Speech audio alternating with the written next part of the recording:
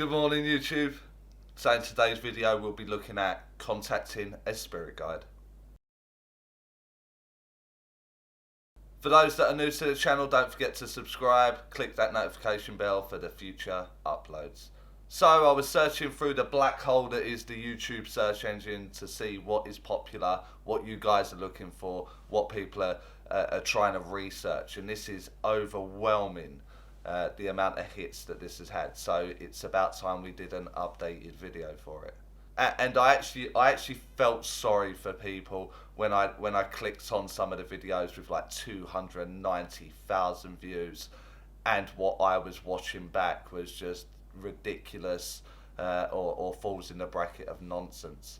And so what I plan to do today is to give you a very simple technique, one that you're going to have to trust, one that you're going to have to just go with, try it, just to dispel all the myths that I was watching on YouTube this morning. So firstly, it's not going to be like a real life person just entering the room. We have to lose that idea. We have to start to train the brain and train the mind, and get your consciousness in the right place. Now, to do this, you very much need your own imagination. You need that firing on all cylinders. So maybe you are someone that needs to meditate, someone that needs to sit for 5 or 10 minutes. Then by all means do that now, pause the video, and then you can pick the video back up once you've had that moment, once you've calmed yourself down. We very much need a visual aspect. Now, if I ask all of you to imagine a Coca-Cola can, I've got one to hand, hold on. There you go, nice Coca-Cola can. And now it's left the screen. Now just imagine the Coca-Cola can again.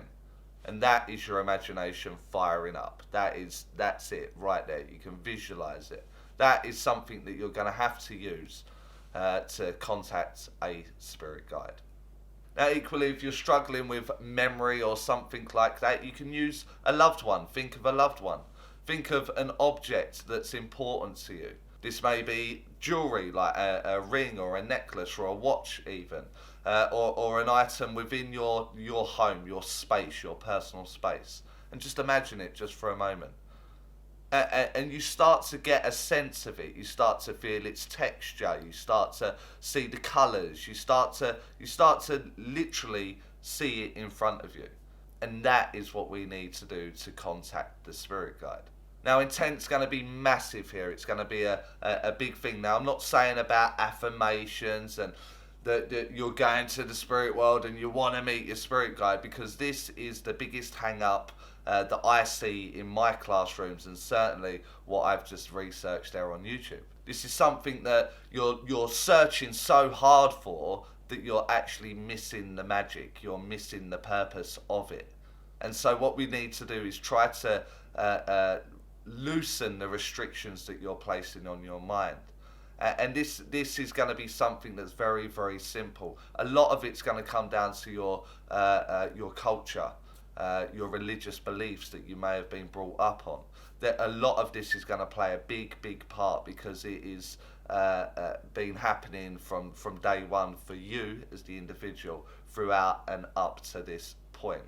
That conditioning is going to be very much instilled within that brain of yours. So if you are someone, as an example, that has a very Christian background, the likelihood is that in your mind somewhere there is a safety by seeing a biblical figure, someone that may dress in that way or look of that time.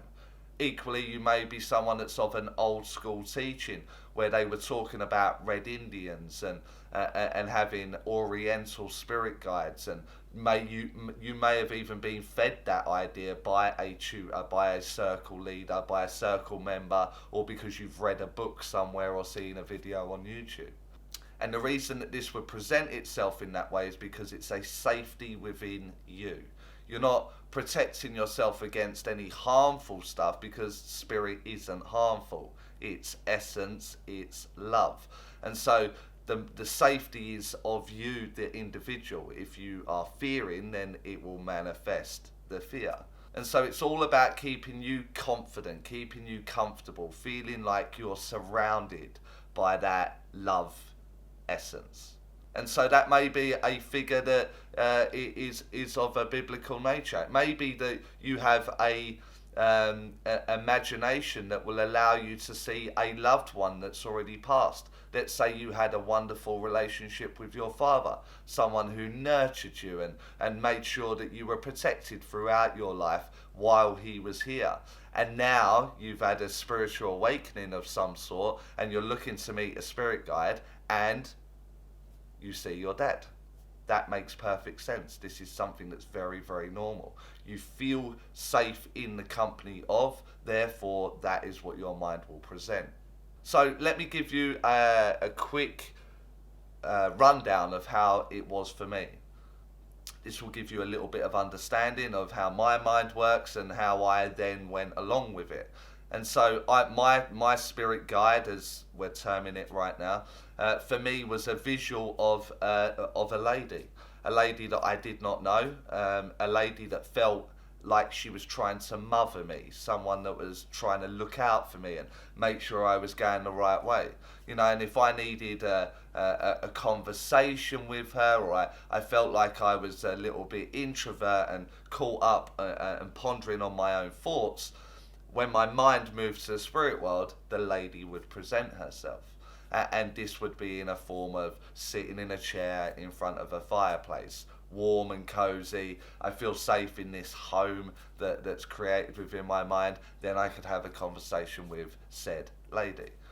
Equally, I have another guide that's a very powerful male, someone that gives me confidence, someone that sort of bolsters me up and makes me feel like I'm secure and that I can do this and I can achieve this. And so I could term that as a fatherly figure, someone that's nurturing me and pushing me out of my boundaries a little bit, making me want to go and explore and take responsibility for certain things. And so it makes sense that I would have an enormous man behind me, one that I feel safe with because I'm treading ground that I'm uncertain of. And so it's a very simple image for me, something that I can work with and something that I feel safe with. And so you can see how that imagery has played out. It's walking across boundaries and exploring through my fears. I have an enormous gentleman there to protect me. When I need someone to sort of talk to and sort of have a shoulder to cry on, and I feel a little bit lonely, I don't understand what's going on, it makes sense that a motherly figure would step forward. Now, equally, if you are someone that needs to turn to an angel, whether it be for your healing or guidance, an angel is obviously the safety of your mind. It's going to help you progress. It's going to help you move forward. And so it makes sense for that to be in that image. It may even be someone like Jesus Christ, who you feel more than comfortable with, but that would revert back to your upbringing or your understanding as a youngster, hence why it is now projecting into the form of spirit guide. So what we can take from this is that the spirit guide can be in the form of pretty much whatever your mind will allow. So it can be of an angelic realm, it can be of a spiritual realm, it can be of a biblical figure, or it can be someone very, very normal. Like I've expressed, just a lady and just a man. Now these things are gonna take time, these things are gonna take patience, but you do have to start to trust with what's going on. A lot of you will see a man or a woman or a said figure and dismiss it immediately. It can't be right. I recognise that person, and because you recognise it, you instantly dismiss it in some way. But try and understand why your mind would give it that avatar for you to feel comfortable for it to be projected into your mind in that way. Now, equally, I know some of you will put in the comments, and which I strongly advise that you do. I really, really want your engagement there. But a lot of you will say, well, I don't see them, Charlie, I feel them. I can feel they're there, and that's all I need. I'm more than comfortable with that. Then that's absolutely fine. There's no reason to change it. The essence of the spirit is going to be of an energetic feel. You're going to feel them, you're going to wear them. That's absolutely fine. And you're someone that just doesn't require the label or the banner that goes with that. However, in the early stages, I remember I wanted a name and I did want to see a face. And so why can't I see you? Why can't I be with you? Why can't I talk to you? Because I was looking so hard that when I finally relaxed, I saw a woman and I went with it. I trusted it. This woman keeps turning up. I keep seeing this same woman. Then I kind of went with it. I embraced it, as we would call it in the spiritual community. So through that embracing, I then found a communication aspect where I felt comfortable. I could open up, I could talk, I could express myself. And equally, I would feel like they would answer me and they would give me guidance. Now, don't mistake what I'm saying there. They're not advising me on what I should be telling my friend because my friend had done this last night and I need to ring them up and tell them this, that, and the other. That's not the spirit world. That's delusion. Understand the difference between your imagination and a delusion of what you want to happen. Now, there's going to be other aspects that you can make this more comfortable for yourself. If you're someone that meditates and you prefer to use a meadow or a field or a bench or a log or the water side, whatever it will be, then keep going to that same place. Allow them to join you.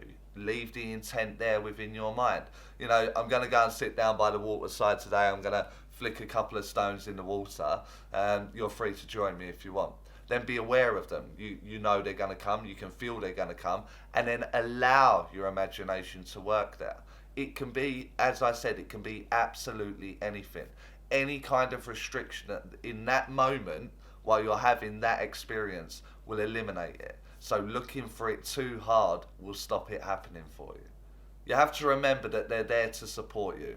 They're there to encourage you. They want you to develop this faculty of your mind.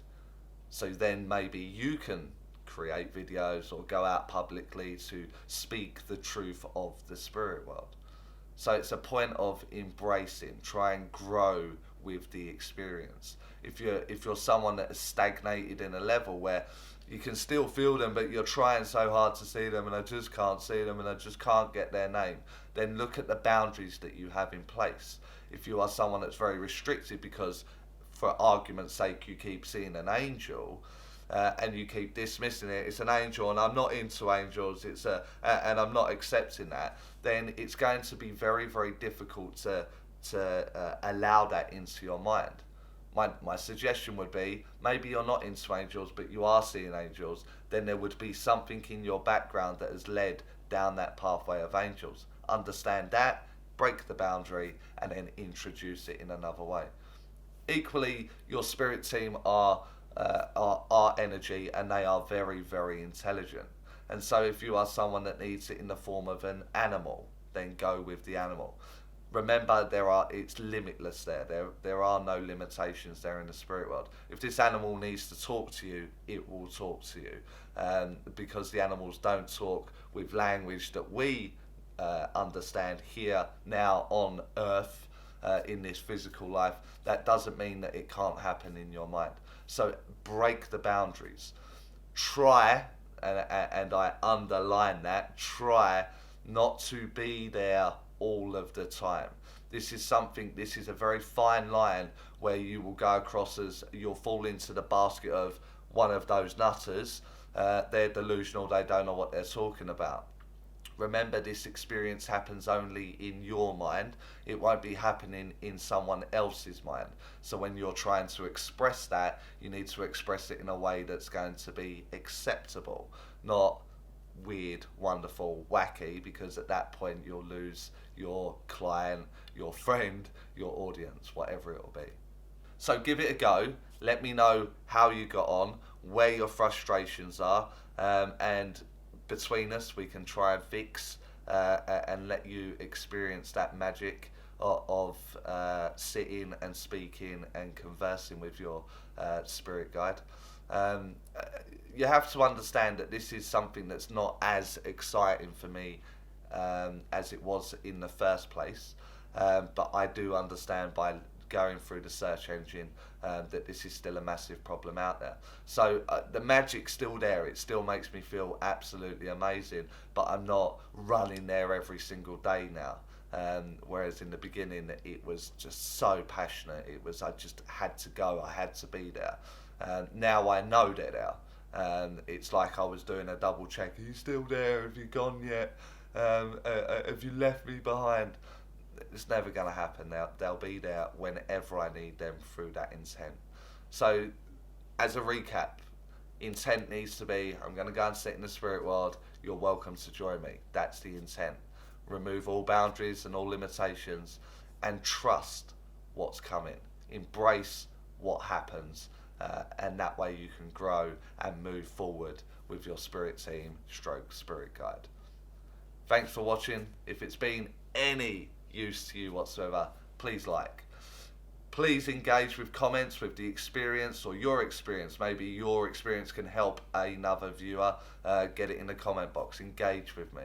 Share if you are brave enough to share them, because that does help my channel grow. And by helping it grow, I can keep doing content like this and putting it out there. So thanks for watching, and I will see you all Friday now.